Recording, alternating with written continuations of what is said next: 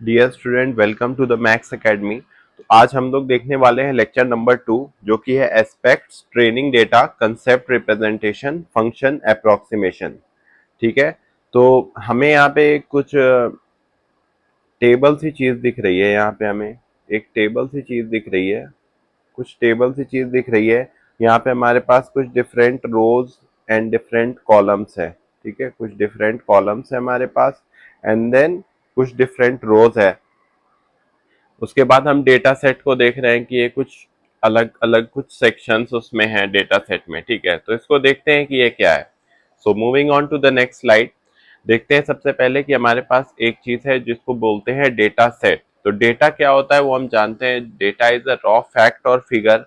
अब data set क्या है? तो डेटा सेट ऐसा डेटा है जो हम यूज करते हैं अपने मशीन लर्निंग मॉडल के लिए। तो डेटा सेट हमारा यूजुअली जो है वो दो पार्ट में डिवाइडेड होता है, ट्रेनिंग और टेस्टिंग। कभी कभी हम इसको ट्रेनिंग, टेस्टिंग और वैलिडेशन तीन पार्ट में डिवाइड करते हैं, so that we can validate the data set. Mostly हम ट्रेनिंग और टेस्टिंग में करते हैं। जो ट्रेनिंग वाला पार्ट होता है वो हमारा होता है टू ट्रेन द मॉडल, और जो टेस्टिंग वाला पार्ट होता है वो हमारा होता है टू टेस्ट द मॉडल या फिर टू इवेलुएट द मॉडल। ये एक स्ट्रक्चर्ड कलेक्शन ऑफ डेटा होता है। It can come in various formats, जैसे कि वो टेक्स्ट के फॉर्म में हो सकता है, वो इमेजेस के फॉर्म में हो सकता है, वो ऑडियो के फॉर्म में हो सकता है, एक्सेट्रा। सो अब हम देखते हैं कुछ थोड़ी सी चीजें हैं जो हमें डेटा सेट के बारे में पता होनी चाहिए, उनको हम देखते हैं।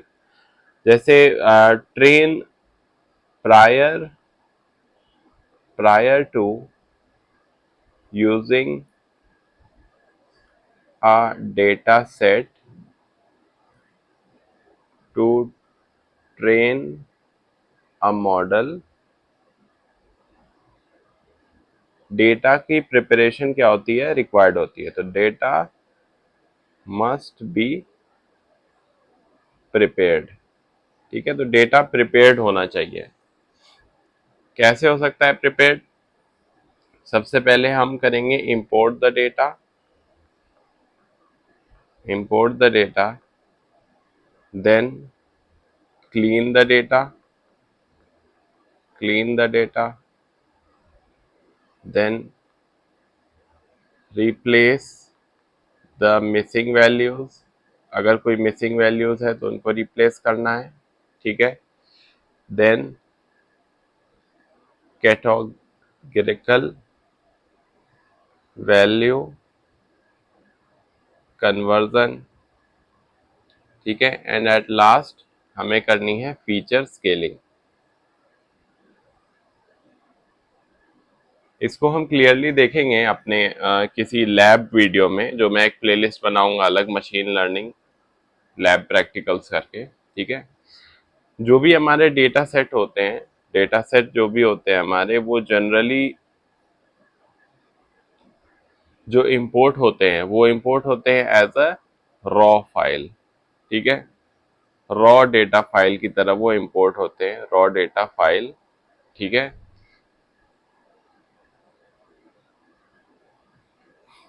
जो जनरल फॉर्म है हमारा डेटा सेट का, general form, general form of data set क्या हो सकते हैं? CSV हो सकता है, जैसन हो सकता है, एक्सेट्रा। ठीक है, तो अभी जो हम एग्जांपल ले रहे हैं अपना, वो हम एग्जांपल अगर मान लो CSV का ले रहे हैं, तो मान लो मेरे पास जो डेटा रहेगा, एग्जांपल जो है हमारे पास जो डेटा रहेगा, अगर मान लो वो एक CSV फाइल है, CSV फाइल है। ठीक है, एक CSV फाइल है, तो मान लो इसमें इस तरह के कुछ एट्रीब्यूट है, एज, जेंडर। ठीक है, कॉमा सेपरेटेड वैल्यूज, CSV का फुल फॉर्म है कॉमा सेपरेटेड वैल्यूज, इनकम, ठीक है, स्पेंडिंग। और यहाँ पे हमारे पास वैल्यूज कैसे हैं? मान लो 22M, 18,000, ठीक है, 6,000, 23, ठीक है, फीमेल, 30,000, 8,000। ठीक है, इस तरह से हमारे पास डेटा है। जो कि एक CSV फॉर्मेट में है। अब इसकी अगर मैं प्रिपरेशन करनी है तो हम क्या करेंगे, हम इसको लाएंगे टेबल फॉर्मेट में, डेटा फ्रेम फॉर्मेट में। तो यहाँ पे हमारे पास कुछ टपल्स आ जाएंगी, जैसे मान लो ये 0th 1 2 3 कुछ ऐसे यहाँ पे थी हमारे पास, तो 0 1 2 3। ठीक, अब क्या होगा, अब जो भी एट्रीब्यूट्स हमारे थे, जैसे एज था तो एज यहाँ आ जाएगा, तो एज। ठीक है, उसके बाद जेंडर था तो जेंडर यहाँ आ जाएगा, यहाँ पे लिख लेते हैं जेंडर। ठीक है, उसके बाद इनकम थी तो इनकम यहाँ पे आ जाएगी, इनकम। ठीक है, एंड देन लास्ट क्या आ जाएगा हमारा, ये स्पेंडिंग। ठीक है, और जो भी वैल्यूज हमारी थी यहाँ से वो एज इट इज वो वैल्यूज वहां पे चली जाएंगी। जैसे 22 था तो यहाँ पे आ जाएगा 22। ठीक है, ये जेंडर था इसका मेल, तो मेल यहाँ पे 18,000। ठीक है, और यहाँ पे हमारा 6,000। ठीक है, तो इस तरह से एक CSV फाइल को हम जनरेटेड डेटा फ्रेम के फॉर्मेट में कर सकते हैं। ठीक है, कुछ और चीज़ें होती है हमारे पास, जैसे हमें हमें क्या करना होता है, क्लीन करना होता है डेटा को, क्लीनिंग द डेटा। ये एक इम्पॉर्टेंट स्टेप होता है हमारे पास, क्योंकि ज़रूरी नहीं कि जो डेटा हमें मिल रहा है वो क्लीन हो। क्या क्या प्रॉब्लम्स हो सकती हैं उसमें, कुछ कॉमन प्रॉब्लम्स हो सकती हैं, जैसे कि bad character, bad character encoding हो सकती है वहाँ पे। ठीक है, या फिर miss aligned data, miss aligned हो सकता है डेटा हमारा, या फिर जो डेटा है हमारा, डेटा इन रॉन्ग फॉर्मेट भी हो सकता है। ठीक है, wrong format, data in wrong format. ठीक है, data can be in wrong format. कुछ कॉमन प्रैक्टिसेस होती हैं जिससे हम इसको ओवरकम कर लेते हैं। जैसे कि आप समझ लीजिए, हमारे पास एक चीज़ होती है कि हम क्या करें, जो भी NaN टाइप की वैल्यूज है, नॉट अ नंबर वैल्यूज हैं हमारे पास, NaN एंट्री है, इनको हम रिप्लेस कर दें। ठीक है, कोई मिसिंग वैल्यू है तो उसको हम डील करें कि किस तरह से मिसिंग वैल्यू को हम देख सकते हैं। जो रोज हमारी डिजायरेबल नहीं है, जो रोज हमारी क्या है, डिजायरेबल नहीं है, उनको हम क्या कर दें, उनको हम डिलीट कर दें। ठीक है, ओके। सो ये एक छोटा सा ग्लिम्स था हमारा डेटा सेट के ऊपर। इस पे एक डिटेल्ड वीडियो मैं आगे कोशिश करूंगा कि इंक्लूड कर दूं। So moving on to the next slide, हम देखते हैं कि what is the training data. Training data क्या होगा हमारा, हमेशा यूज किया जाएगा to train the machine learning model. ठीक है, it will be use to train the machine learning model, और it has attributes and class label. जैसे हमने देखा अभी कि कुछ एट्रीब्यूट्स और क्लास लेबल हमें दिख रहे थे। और training example can occur by applying the model same data from which the model is trained। ठीक है, तो सेम डेटा हम यूज कर सकते हैं। जैसे यहाँ पे मैंने शुरू में आपको दिखाया था कि जो डेटा सेट है हमारा वो तो सेम है, उसी का कुछ पार्ट हम ट्रेनिंग के लिए यूज कर रहे हैं, सेम डेटा का उसी का कुछ पार्ट हम टेस्टिंग के लिए यूज कर रहे हैं। ठीक है, सो ये तो हो गया हमारा ट्रेनिंग डाटा। टेस्टिंग डाटा क्या है, testing data is use to evaluate the model. Model को इवेलुएट करने के लिए हम यूज करते हैं टेस्टिंग डाटा। ठीक है, यहाँ पे जो क्लास लेवल होंगी हमारी वो क्या होंगी, अननोन। ठीक है, ये ऐसा डेटा हम रखेंगे जो कि हमारे मॉडल ने कभी देखा ना हो, अनसीन डेटा होगा वो। ठीक है, जो कि हम उसके इवेल्युएशन के लिए चेक कर रहे हैं। ठीक है, जैसे आप सपोज करो कि आप व्हीकल ड्राइविंग सीख रहे हैं, कार ड्राइविंग सीख रहे हैं, तो आपको जिन स्ट्रीट्स पे कार सिखाई गई है उससे डिफरेंट काइंड ऑफ स्ट्रीट पे ले जाया जा रहा है आपको, सो डैट आपको चेक किया जा सके कि आप उस सिनेरियो में कैसे बिहेव कर रहे हैं। ऐसे ही मॉडल को चेक किया जा सके कि उस अनसीन डेटा पे वो कैसा रिएक्ट कर रहा है। ठीक है, so moving on to the next, कुछ कॉमन सोर्सेस हैं हमारी डेटा सेट की। एक है सबसे कॉमन हमारे पास कैगल है, इमेज नेट है, image net is use for the computer vision task. Google data set search है, ओपन एमएल है हमारे पास। कुछ एकेडमिक एंड रिसर्च इंस्टीट्यूशंस होते हैं वो भी अपने डेटा सेट को प्रोवाइड करते हैं डेटा सेट को हम क्रिएट भी कर सकते हैं, डिफरेंट डेटा सेट को on a particular format we can create as well. कुछ टेक्नोलॉजिकल कंपनीज होती हैं वो भी डेटा सेट को क्रिएट करती हैं for different kind of scenarios, जैसे डिफरेंट R&D बेस्ड कंपनीज भी होती हैं, रिसर्च एंड डेवलपमेंट। ठीक, कुछ गवर्नमेंट एंड पब्लिक सेक्टर्स होते हैं जो कि रिसर्च ओरिएंटेड होते हैं, different kind of data set create करते हैं। जैसे आप सपोज करो कि कोई एक रिवर है, उसमें कितना पॉल्यूशन हो गया है, कितने पॉल्यूटेंट्स हैं, उसके बेसिस पे हमने कोई डेटा सेट क्रिएट किया है, so that we can analyse that in which year which kind of pollutants have been increase. ठीक है, so moving on to the next slide. अब हमारे पास जो टॉपिक है वो है कंसेप्ट रिप्रेजेंटेशन। तो कंसेप्ट लर्निंग एक प्रोसेस है जहाँ जो कि इन्फर करती है एक फंक्शन को from label training data in supervise learning. Supervise learning क्या है? Supervise learning is a kind of learning where the supervision is being provide to the machine learning model. यहाँ पे लेबल डेटा होते हैं, इनको हम देखेंगे आगे अच्छे से। ठीक है, तो it involves identifying the pattern rule which correctly classify instances into predefined categories। तो यहाँ पे जो मॉडल्स होंगे हमारे वो दो तरह के होंगे, एक होगा न्यूरल नेटवर्क, मैंने NN लिखा है, एक होगा डिसीजन ट्रीज। ठीक है, so moving on to the next. अब देखते हैं, हमारे पास एक एग्जांपल है कि Tom enjoy his favourite water sport. तो हमारे पास यहाँ पे एक टेबल जैसी चीज दिख रही है, आप इसको डेटा सेट समझ लीजिए। यहाँ पे कुछ डिफरेंट डेटाज है हमारे पास। ट्रेनिंग एग्जाम्पल क्या होते हैं? ये सारे ट्रेनिंग एग्जाम्पल्स ही हैं। ये एग्जाम्पल नंबर 1 है, example number 2, example number 3, example number 4। हर किसी के अपने कुछ एक एट्रीब्यूट होंगे, जैसे स्काई के अपने कुछ एट्रीब्यूट्स होंगे। यहाँ पे जो हमने एग्जाम्पल कवर किया है, हो सकता है उसमें उसके सारे एट्रीब्यूट्स कवर हो रहे हो सकता है पार्शियली एट्रीब्यूट्स कवर कर रहे हो। ठीक, तो स्काई के क्या क्या एट्रीब्यूट्स अभी हमें दिखाई दे रहे हैं फिलहाल? सनी और रेनी। ठीक है, ऐसे ही एयर टेम्परेचर है, उसके लिए वार्म, कूल। ठीक, ह्यूमिडिटी है नॉर्मल, हाई। ठीक है, विंड है स्ट्रॉन्ग। ठीक, वाटर है वार्म या फिर कूल।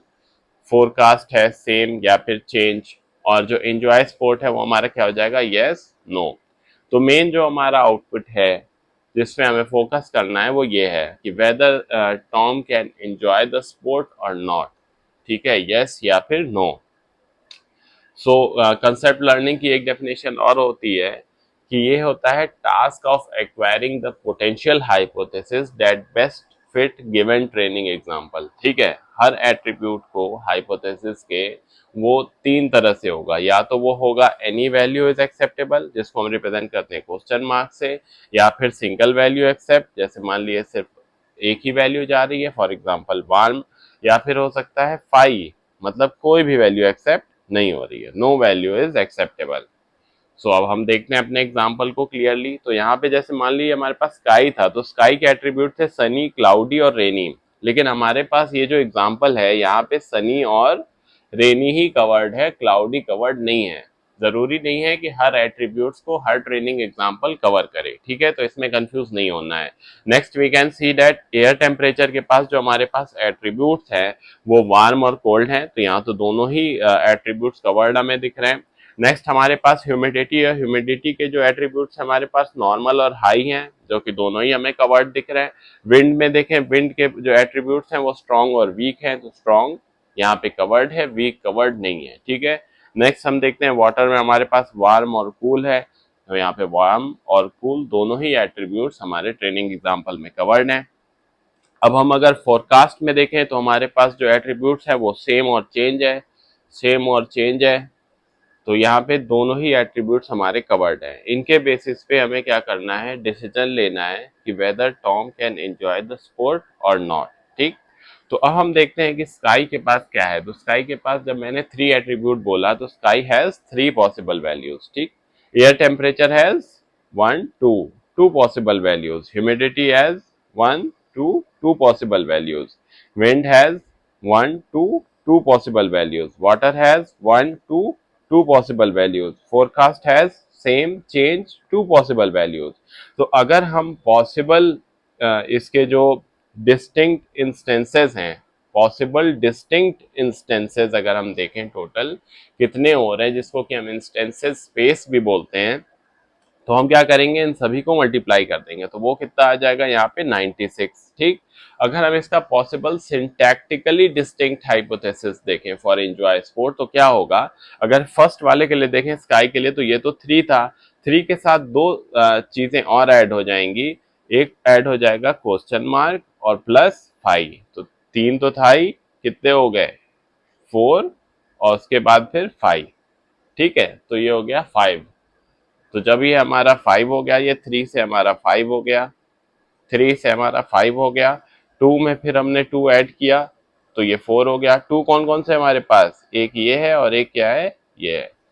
फिर इस 2 से ये 4 हो गया, फिर इस 2 से ये 4 हो गया, फिर इस 2 से ये 4 हो गया, फिर इस 2 से ये 4 हो गया। ठीक, तो जो हमारा पॉसिबल सिंटैक्टिकली डिस्टिंक्ट हाइपोथेसिस हुआ फॉर एंजॉय स्पोर्ट, वो क्या हो गया, 5 into 4 into 4 into 4 into 4 into 4, तो ये हो गया हमारा 5120। ठीक है, so moving on to the next.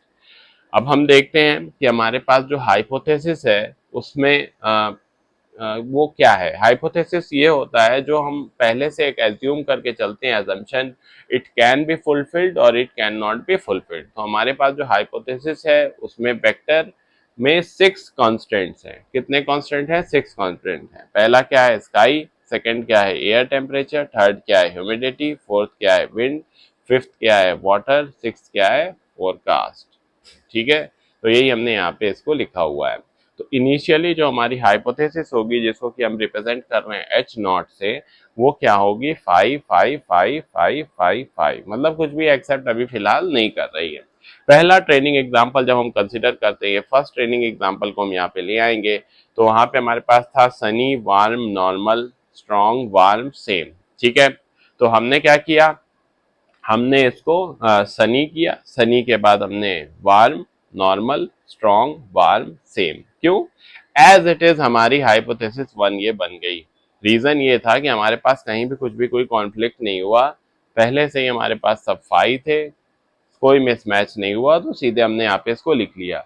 जब हम सेकंड ट्रेनिंग एग्जांपल अपना यहाँ पे लेके आएंगे, सेकंड ट्रेनिंग एग्जांपल, तो सनी से सनी तो मैच कर रहा है, वार्म से वार्म तो मैच कर रहा है। अब नेक्स्ट अगर हम देखें तो ये हाई है यहाँ पे, और यहाँ पे क्या था, नॉर्मल, प्रीवियसली नॉर्मल था, तो हम क्या कर देंगे, क्वेश्चन मार्क लगा देंगे कि any value can be acceptable. आप यहाँ पे देखो एक बार, क्वेश्चन मार्क का मतलब एनी वैल्यू इज एक्सेप्टेबल। ठीक है, तो उसके बाद बाकी तो एज इट इज है, स्ट्रॉन्ग स्ट्रॉन्ग से मैच कर गया, वार्म वार्म से मैच कर गया, सेम सेम से मैच कर गया, तो ये हमने कर लिया। ये हमारी न्यू हाइपोथेसिस हो गई H2। अब हमने थर्ड एग्जांपल लिया। थर्ड एग्जांपल जब हम ले रहे हैं तो हमने देखा कि ये जो है वो नो है, एंजॉय स्पोर्ट नो है, लेकिन हमारा तो गोल तो यस का है। तो जो हमें क्या फोकस करना है फिलहाल इस वाले एल्गोरिदम में, इसको एस एल्गोरिदम भी बोलते हैं, इसमें सिर्फ पॉजिटिव ट्रेनिंग एग्जांपल ही कंसीडर किए जाते हैं। तो हम पॉजिटिव ट्रेनिंग एग्जांपल कंसीडर करेंगे, इसको ऐसे ही रहने देंगे। तो यहाँ पे मैंने H3 नहीं लिखा है, H3 क्या होगा, एज इट इज यही H2 हो जाएगा। आप यहाँ पे चाहो तो H3 को एज इट इज यहाँ पे H2 आप लिख सकते हैं। ठीक है, उसके बाद हम अपना लास्ट ट्रेनिंग एग्जांपल देखेंगे जो कि है फोर्थ वाला। फोर्थ को हम यहाँ पे ले आएंगे, देखेंगे, मैच करेंगे, सनी से सनी, वार्म से वार्म। ठीक है, नेक्स्ट हमारा क्या हो जाएगा, हाई। ठीक है, तो जो लास्ट वाला हमारा है हाई वाला, तो हाई को जब हाई से किया, स्ट्रॉन्ग को स्ट्रॉन्ग से किया, कूल को कूल से किया, चेंज को चेंज से किया, तो हमारे पास क्या हुआ कि जो वार्म है वो कूल से मिसमैच हो गया। ठीक है, तो हमने यहाँ पे क्वेश्चन मार्क कर दिया।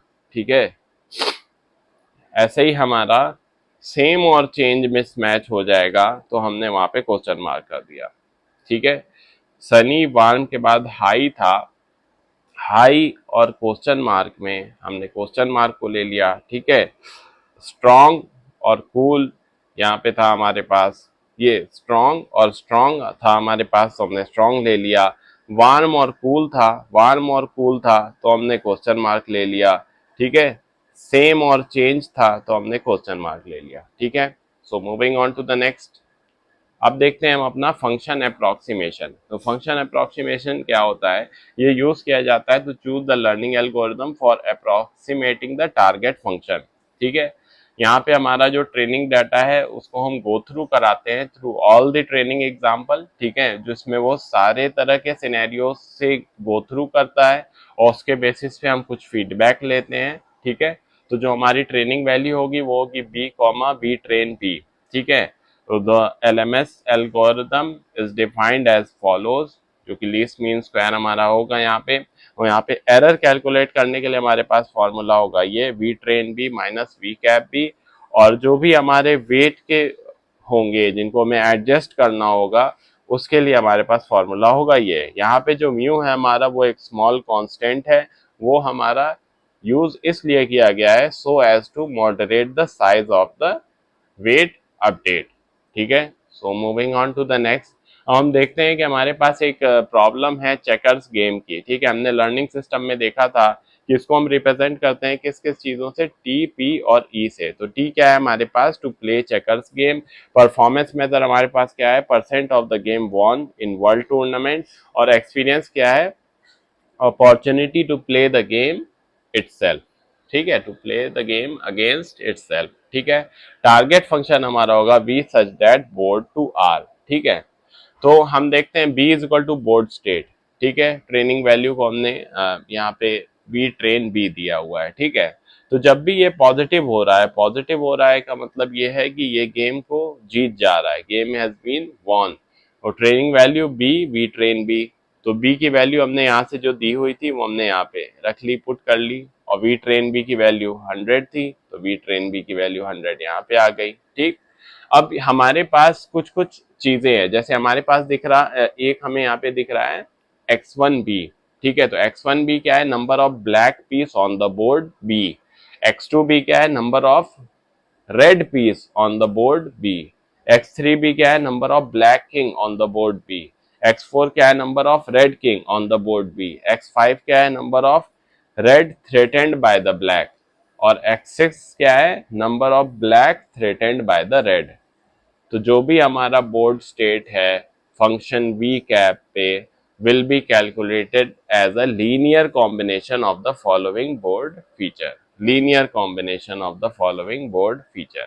तो linear combination of the following board feature हमने यहाँ पे हम देख रहे हैं हर किसी के साथ एक क्या है, एक एसोसिएटेड वेट अटैच्ड है। जैसे x1 के साथ W1 है तो x2 के साथ क्या होगा, W2 होगा। x3 के साथ क्या होगा, W3 होगा। x4 के साथ क्या होगा, W4 होगा। ऐसे ही x6 के साथ क्या है, W6 होगा। तो जो भी हमारा ये V कैप होगा, जो भी हमारा ये V कैप होगा, board state the function V cap जो कि हमारा टारगेट फंक्शन है, उसको हम रिप्रेजेंट करेंगे as a linear combination of the following board feature, जिसमें सब में एक वेट क्या होगा, एसोसिएटेड होगा।